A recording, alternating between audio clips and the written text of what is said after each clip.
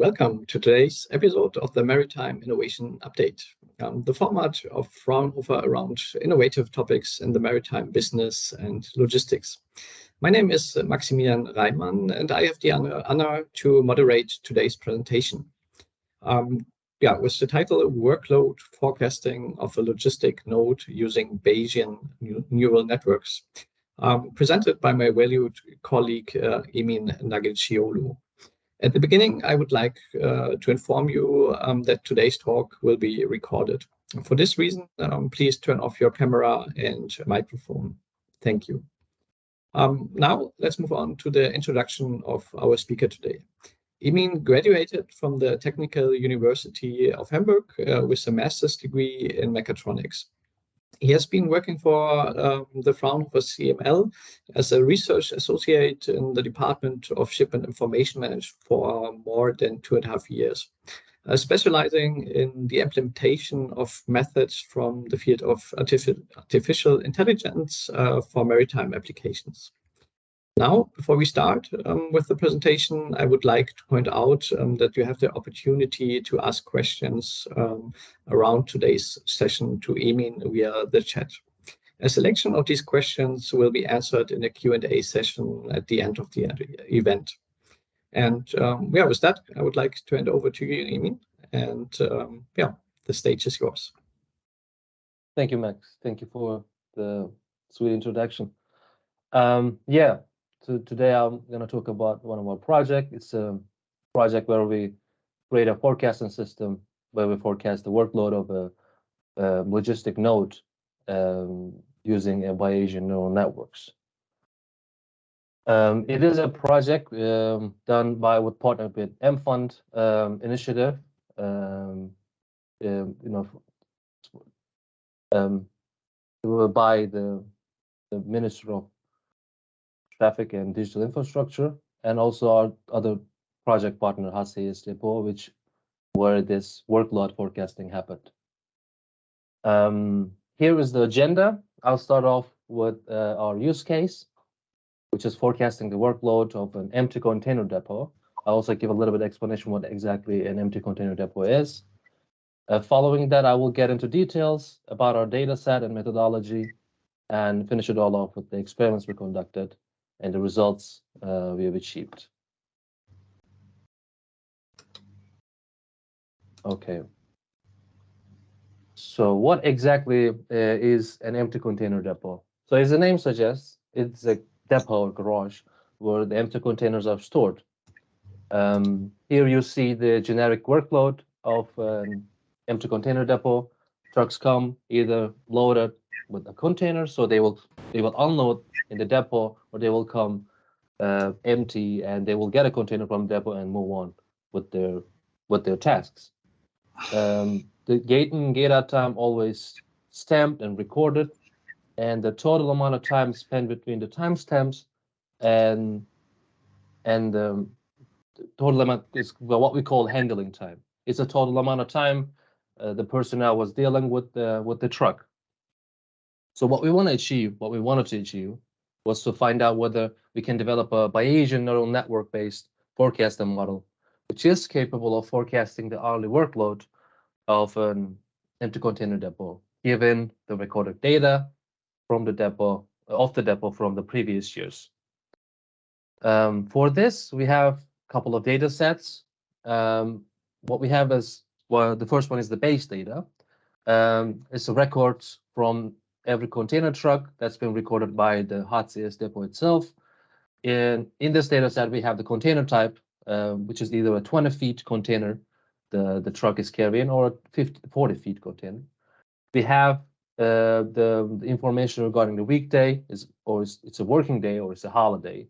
And we have information whether the truck is coming to the depot to unload or load, and also, as I mentioned, the gate in gate out time. These are 4 basic or main data points. And in addition to that, for this project, they also provided information from the appointment system. This is a basic system. It's just a trucker calls beforehand and say, I guess I'll be there tomorrow at 10 a.m. and you can just book this place beforehand before you come in. It doesn't have to be that accurate. They cannot be accurate because they're not knowledgeable about the traffic, but it gives you an idea about the possible, busyness of your depot. We use that as well in this project, and we also have two external data sets. One is the Container Exchange Index. It is about information from the major ports, whether it's more import or more export is happening. It's easy to interpret. If it's less than 0.5, what you call as you have more import. So you have more export than import, and if you have more than 0.5, you have more export than import. And that also gives more idea. If it's less than 0.5, you'll expect like the shortage of empty containers because you're gonna exporting too much, so it's gonna be increase in importing and empty containers to ease that shortage, and also the vice versa if it's greater than 0.5. So we wanted to see if this kind of information is going to affect our forecasting, or what kind of influence it will have on our forecasting system. The last data set we used was something called sailing list. It gives information about the container traffic at the port, which ship is coming, what kind of ship it is, what kind of vessel it is, and we wanted to model this information to our system as well, because it doesn't directly affect the traffic at the empty container depot, but the traffic at the port will have an effect on the traffic of the empty container depot. But we wanted to model or model this kind of indirect effect on our forecast. So that brings us to our methodology. So in a previous project, we already developed a forecasting model based on standard neural networks, and we evaluated its performance. So in this project, we use that model as our benchmark, so we could see whether we've developed a better performing forecasting model, which is based on Bayesian neural networks. So what is really the difference between these two methods? So by the virtue of its ability to approximate any function, the standard neural network-based architecture had massive success in learning complex input-output mappings. So, but sometimes the mere knowledge, just the knowledge of input-output mapping, just falls short on a lot of situations, especially if the situation calls for like integrate some randomness in the model and data, which was one of the cases in forecasting. So how do we see this difference in practice? Is that so the Bayesian neural network are neural networks, but the difference is the weights and parameters are expressed as distributions rather than deterministic like scalar values. And these distributions are learned through Bayesian inference. So it's just the method of statistical inference where the Bayes theorem is used to update the probability for a hypothesis as the more evidence comes along, becomes available, and more information becomes available. So in Bayesian neural network, we specify a prior, which is in this case the prior condition of the weights, and then we compute the posterior distribution over the parameters condition on training data. So we wanted to have this distribution probability of the weights at the end. This is what we train to achieve.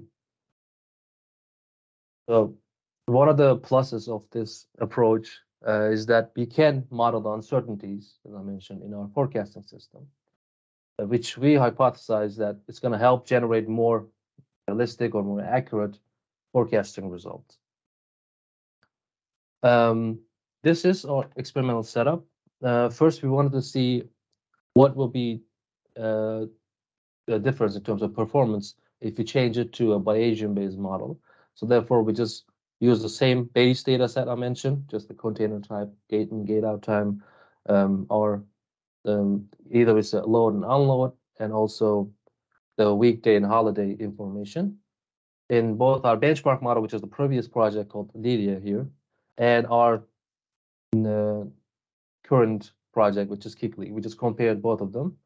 We used the 4 weeks of August as our test set to see the performance. We made them generate predictions for each week of the August, and then we average the errors. For the secondary setup, we wanted to see what are the effects or influences of external data sets on our Bayesian model. For that, we just use these external data sets along with the base data set is kind of a benchmark for this setup. The prediction window was the same, the 4 weeks of August, and we followed up the same evaluation method, which was something called Monte Carlo simulation.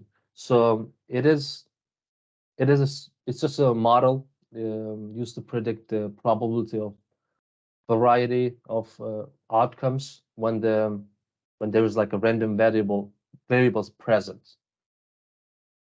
So so you run the model for once, and then you get the results, and then you repeat the process again and again while you're assigning many different values to the variable in question, which is our priori, as I mentioned in the beginning. And when your simulation is complete, you average the results, and it will be your estimate for your predictions.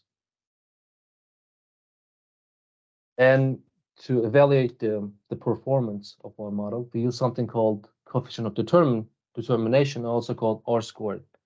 So it's just a measurement that examines how differences in one variable can be explained by the differences in a second variable when you're predicting of outcome of an event or something.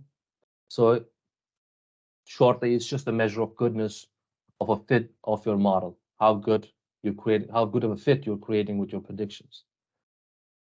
So it's the top value, as good as it gets, is just 1. And 1 indicates a perfect correlation, perfect prediction. And you can go to minus infinity, of course, with this, which means as you get in worse than 0, you're just creating a prediction system that is just not fitting for your case. So you might want to take a different path. So what a researcher would want to achieve between 0.5 or 1, that would be like at least a good start for a reliable forecasting system. So for the results, up above you're seeing the previous project performance for the same week, and below we have our Kikli model, which is our current model. So one of the things we expect seeing the data is there are certain peak points where you just have like a consecutive or like a pattern of rush hours. It's mostly for the first 2 hours of the starting of the shift, and it happens right after the midday as well. And the first one, the LILIE one, it kind of grabs some kind of this rush hours. It was able to do it, but as you can see, it's like a repetitive pattern for each day. But the pattern for even each day can change. So with the Bayesian or probabilistic model, we've seen so much better performance regarding this kind of predictions of rush hours or this peak points. To put it in numbers, for the LILIE, we had like minus plus 6.5 truck error rate for each hour, and we put it down to 4.7 for our new model using the probabilistic method. And regarding the handling time, it was around 7.5 minutes of error in the predictions for our previous model, but we were able to get it down to 6.7 as well. So all in all, So what we had was we had initially regarding the base data, we have 4% increase. But if you put the truck appointment system information as well, all in all, we have a 15% increase in terms of performance. And we also learned while we were doing the predictions from the previous model, we are running into some unstable results when you expect the model to generate some predictions. It was given some unstable results for some reason. We haven't had this problem with our Bayesian model. That is also a plus compared to a previous model. And we were able to predict faster, which is like 50% faster than our previous model.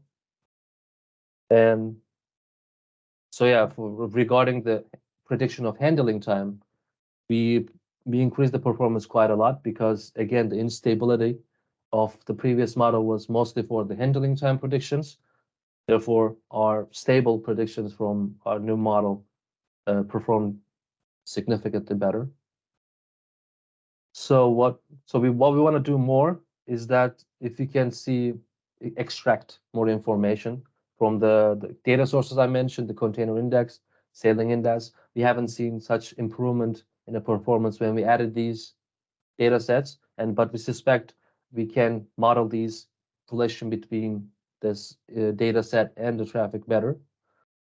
And also in this one, there were two main types of uncertainties, but we were just able to model just one of them. So we want to involve both of them together in our further research.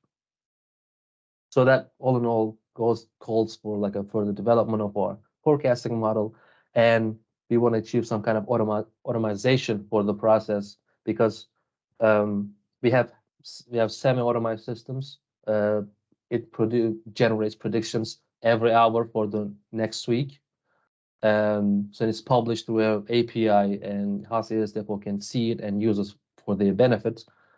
But again, it's semi-automated. If there is new information, you expect this new information will be processed by the predictor or the forecaster, and then it will forecast according to that. So that's one of the future points we want to achieve. And that will conclude my presentation. If you have any questions in the chat. Yeah, thank you very much, Emin, for this really interesting talk and the insights shared with us. So far, like there aren't any questions from the audience yet. You still have the time to answer a question, to ask a question. Otherwise, I'll start with one. And in the beginning of your presentation, you were talking about data sets that you used as a database for the prediction. Is there any other data set that you could think about that would be useful for like the increasement of the performance of the model? Absolutely. Again, there were the direct relationship we had with the forecaster is the recorded data from the depot, and any kind of indirect relation that we can try to work on to see if it's going to influence our performance. For example, the container exchange index and also the sailing list. And in addition to that, we can have like a weather reports because that's also going to affect the traffic at ports. So this is our indirect effect point, which is the traffic at ports or the traffic. We can also have if there's like a traffic map between the ports and the container depot, we can also use that kind of information to see if we can model this for our system, so we can use it to increase the performance of it. So any kind of indirect data set between the port traffic or the regular traffic and the port and our depot would be beneficial. Absolutely. Yeah, thank you. And yeah, like the performance of the model looked really, really promising. I mean, especially comparing it to the baseline model. Are there any other use cases, maritime use cases, that you can think about to use this kind of like prediction model for? Actually, any kind of workload forecasting. In this case, it was an empty container depot. That will be workload forecasting for any kind of maritime related firm, because the main things we use are the recorded information of gate in and gate out time.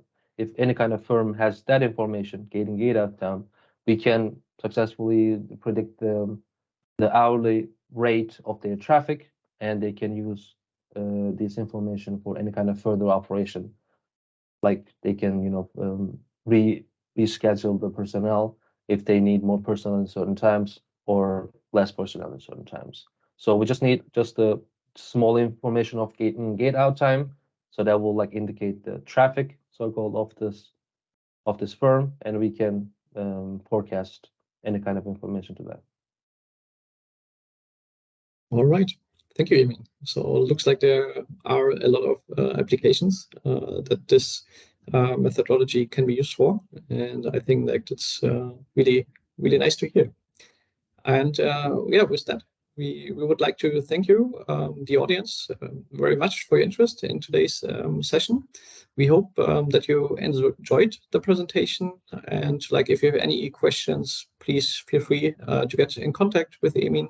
You can see his contact details here on the last slide. And yeah, we wish you a great weekend and hope to see you at the next MIU. Thank you very much. Thank you all.